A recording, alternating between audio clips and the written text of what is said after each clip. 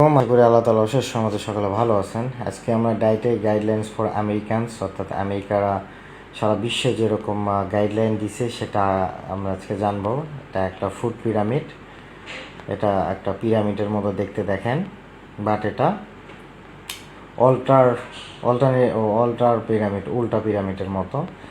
এটা হলো আগে আগে কিন্তু পিরামিড ছিল, খাবারটা নিচে ছিল, যেরকম কি বলবো, আগে উপরে ছিল, মানে বেশি বেশি কি খাইতে হবে সেটা উল্টে দিয়েছে তারা। এখন তারা প্রোটিন, ডায়েরি, হেলদি ফ্যাটস খাইতে বলতেছে, ভেজিটেবলস ফুডস প্রথম প্রায়োরিটি, অ্যান্ড দেন হলো শেষে আমরা হোল গ্রেনস বলতে যাচ্ছে। হোল গ্রেন অর্থাৎ ওখানে যে ফাইবার আছে, ফাইবারগুলো একবারে যেন না ছাঁটাই করা হয়, সেই রকম একটা হোল গ্রেন, যেমন সেটা চাউল হইতে পারে, দেন হলো আটা হইতে পারে।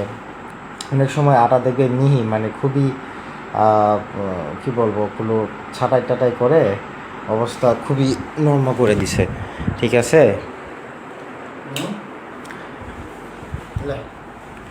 করে দিছে। এই জন্য আমাদের অবশ্যই হোল গ্রেন খাইতে হবে, পর্যাপ্ত পরিমাণে না, সর্বনিম্ন স্তরে আছে, অবশ্যই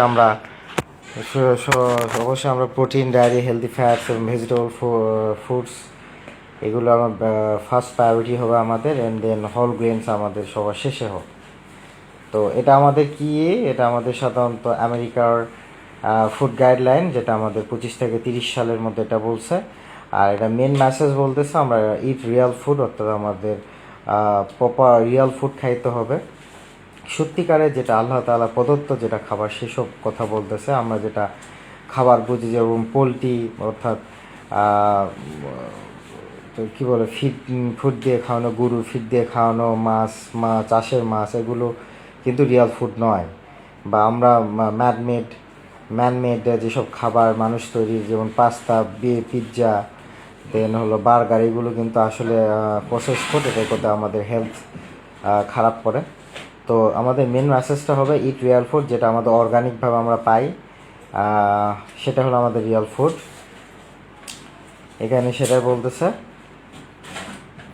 আর এখানে বলতেছে দেখেন যে আমাদের ইউনাইটেড স্টেট আমেরিকাতে 90%ই কিন্তু হেলথ কেয়ার স্পেন, অর্থাৎ ব্যয় করে কিন্তু যারা ক্রনিক ডিজিজ আছে, অর্থাৎ যারা দেখতে পাচ্ছেন যে diabetes, hyper tension, heart disease, kidney disease, এগুলোর প্রতি। তো এটাই কিন্তু লাইফস্টাইল মডিফিকেশান ডিজিজ, খাবার দাবার নিয়মকানুনের মাধ্যমে এগুলো কিন্তু আমরা পরিবর্তন করতে পারি, ঠিক আছে। এবং এখানে বলছে we are putting Real food back at the centre of the American diet. America এখানে বলতেছে যে আমরা অবশ্যই আগেকার খাবারটা আবার নিয়ে আসতে পারি। Real food that nourishes the body, আমাদের যে সত্যিকারের খাবার আছে আমাদের বডিকে নারিশ করে, অর্থাৎ আমাদের বডিকে আমাদের শক্তপোক্ত করে, এবং রিয়াল ফুড রিস্টোর হেল্প করে, আমাদের যে স্বাস্থ্য আছে সেটা রিকভার করে। এর জন্য Real food that fuels energy and encourages movement and exercise, Real food that build strength, আমাদের সত্যিকারের খাবার কিন্তু আমাদের শক্তি যোগায়, এখানে আমাদের সেটাই বলতেছে। এবং বলতেছে eat the right amount for you, আমাদের বয়স হিসাবে ক্যালোরি কতটুকু লাগবে, বয়স, ছেলে না মেয়ে, হাইট কতটুকু, ওয়েট কত, বিএমআই হিসাবে, ফিজিক্যাল অ্যাক্টিভিটি কতটুকু, সেই হিসাবে আমাদের ক্যালোরি দরকার হয়। আর অবশ্যই আমরা পোর্শন কতটুকু খাবো তার উপরে আমরা প্রায়োরিটি দিব। এবং অবশ্যই বডিকে হাইড্রেট রাখার জন্য পানিটা খুব ইম্পর্টেন্ট, প্রতিদিন অবশ্যই 2.5 থেকে 3 লিটার পানি খাবো, অর্থাৎ 8 গ্লাস, অর্থাৎ 1 গ্লাস সমান 250 ml।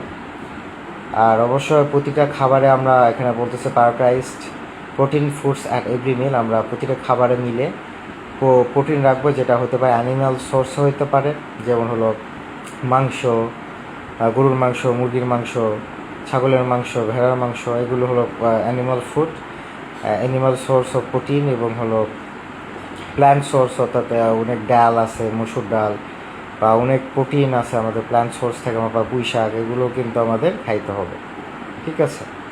এগুলো আমাদের বডিকে কী করে রিস্টোর করে হেলথের উপর, এবং হলো আমাদের রিকভারি করে প্রোটিন। এবং হলো আমরা প্রতিদিন কনজিউম ডায়েরি, অর্থাৎ আমরা যে যে দুধ যেটা বলতে হয় ফুল ফ্যাট ডেয়ারি, তো আমরা এগুলো খাবো। এখানে কোনো সুগার থাকবে না।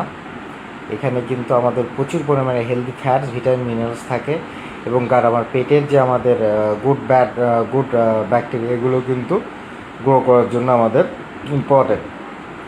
আমাদের জানা উচিত আমাদের পেট যদি খারাপ হয় আমাদের কিন্তু সাইকোলজিভাবে ডিপ্রেস পড়ে যাব। এই জন্য অবশ্যই আমাদের গাট হেলথকে ইম্পর্টেন্ট দিতে হবে এবং vegetables and fruits through out the day.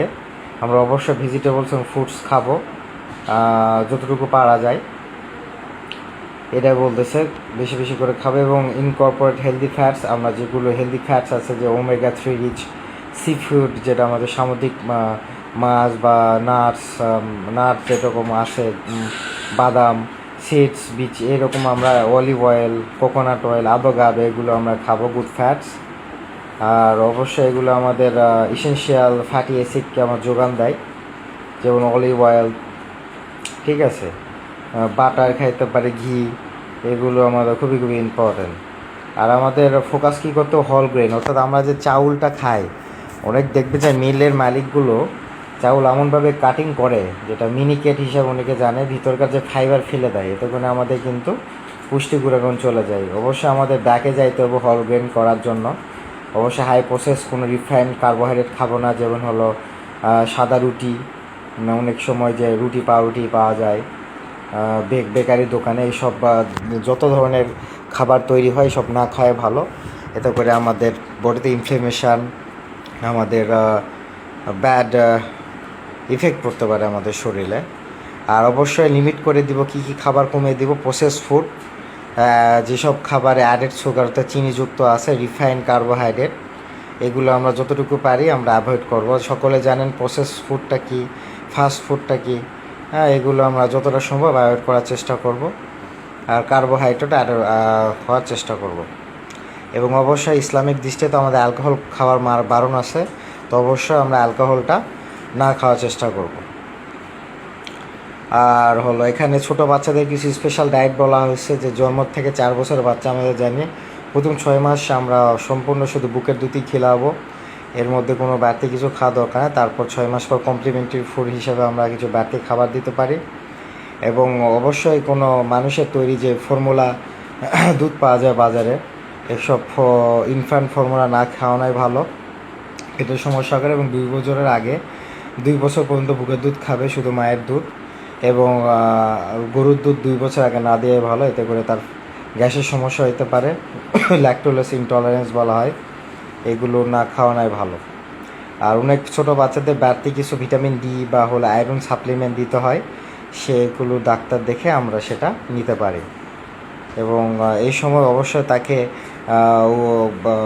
বাড়তি খাবারের সাথে সাথে অবশ্যই তাকে ইসেনশিয়াল ফ্যাটি অ্যাসিড বা fat, good fat, protein, carbohydrate, minerals, vitamins এগুলো দিতে হবে। এবং হলো যারা হলো ফুড ইনফ্যান্ট অ্যান্ড টডলার, যারা হাঁটতে শিখতেছে তাদের জন্য এক্সট্রা কিছু খাবার। এবং হলো 5 থেকে 10 বছরের বাচ্চাদেরও কিছু খাবার এখানে বলছে, কিছু ক্যাফেনেট বেভারেজ অর্থাৎ চা, কফি এগুলো না খাওয়া ভালো এসব বাচ্চাদের। এবং 20 তো 20, ছোটো বাচ্চা হোক বড়ো বাচ্চা অবশ্যই না খাওয়া ভালো। অ্যাডেড সুগার যেসব খাবারে মিষ্টিযুক্ত সেসব খাওয়া যাবে না, ঠিক আছে। বেকারির খাবার যতগুলো আছে, বাইরে যে বেভারেজ আমাদের বাংলাদেশে আরসি, কোকাকোলা, এগুলো খাওয়া যাবে না।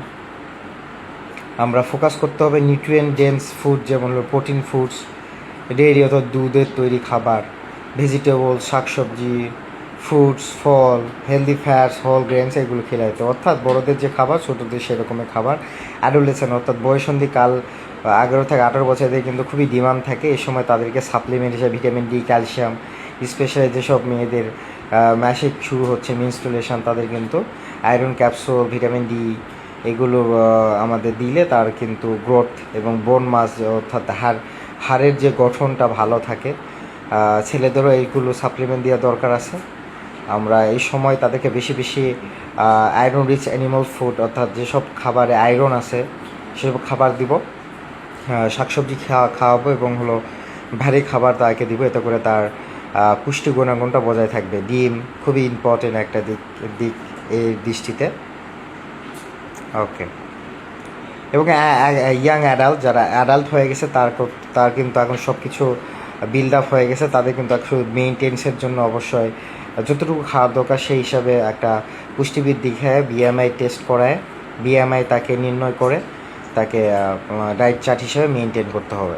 আর প্রেগনেন্ট ওম্যানের জন্য অবশ্যই এই সময় বাড়তি কিছু খাবার দিতে হয়, জানেনই তো, একটা বাচ্চা আছে, যেমন আয়রন, ফলেট, আয়োডিন, এগুলো প্রচুর পরিমাণে ডিমান্ড বেশি হয় বাচ্চা গ্রোথের জন্য, এগুলো এখানে বেশি বেশি দিতে হয়।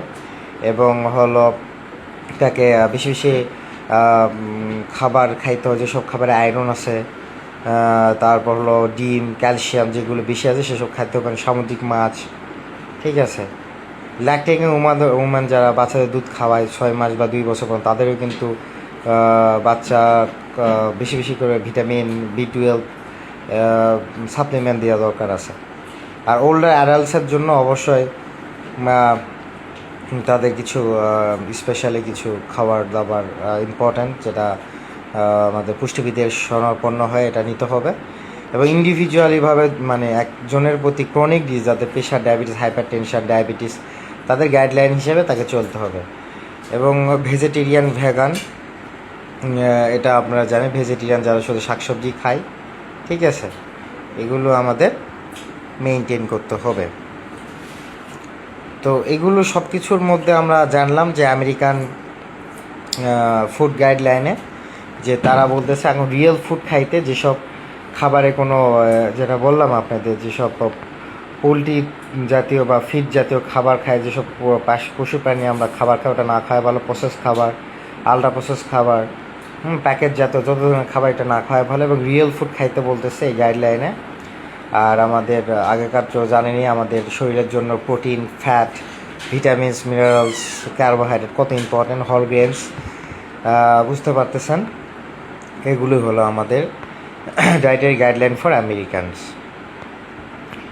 তো এটাই বলবো, একটা মানুষের অসুস্থতার পিছনে 80 থেকে 85% কারণ আছে খাবারের মাধ্যমে। আমাদের খাবার দাবার মেনটেন করলে ইনশাআল্লাহ অনেক লাইফস্টাইল মডিফিকেশান, অসুখ মানে ডিজিজ কমে যাবে, যেমন hyper tension, pressure, diabetes, asthma, যত ধরনের আছে, বাত ব্যথা, ইনশাআল্লাহ আমাদের চেঞ্জ করব। ভালো থাকবেন, সুস্থ থাকবেন। আসসালামু আলাইকুম।